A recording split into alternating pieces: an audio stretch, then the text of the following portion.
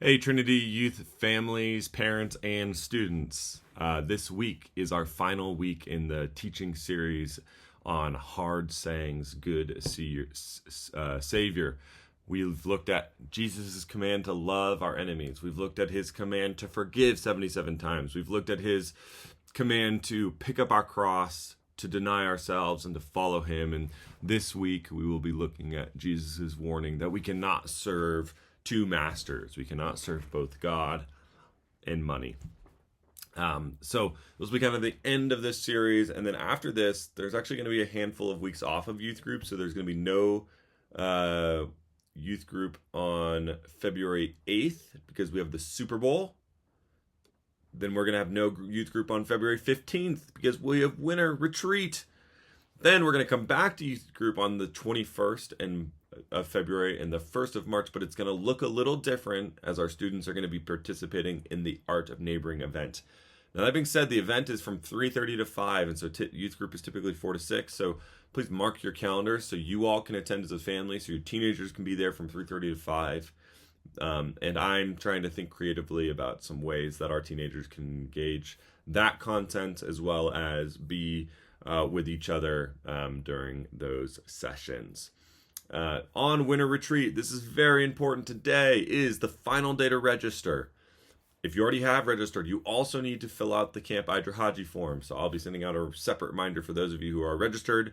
But today is that final day to register for winter retreat 2026, where we're going to be talking about welcoming joy and what that looks like in our lives. So this is a formational event. So this is an event for those who would say, I am a Christian and I want to take another step in that journey of faith.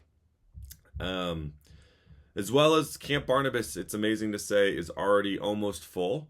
We've already got some waitlist students for our Barnstormers. The Barnstormers is the role for 13 and 14-year-olds. And then we are about 60% full for our missionary slots. Now, that being said, please just register because at this point the camp is full, so I can't purchase more licenses, but I can go and get on the wait list for them. And they've told me that they expect a lot of movement in March and more availability to open up potentially.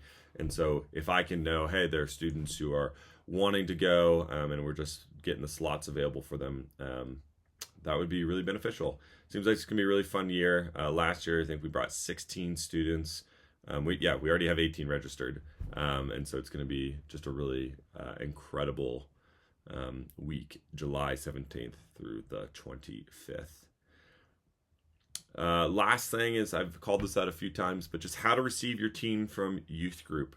The questions that we ask demonstrate the values that we hold. And sometimes it's just sort of accidental, right?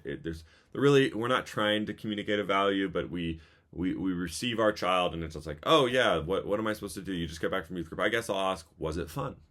And what we can accidentally do is if we just ask that question kind of repeatedly, then our teenagers start to believe that youth group exists for them to have fun. And I want them to have fun. I'm not opposed to fun. I think fun is amazing and it gives us opportunities to connect, but that is not what it's for. And so I have some suggested questions in the email about how you could receive your teenager.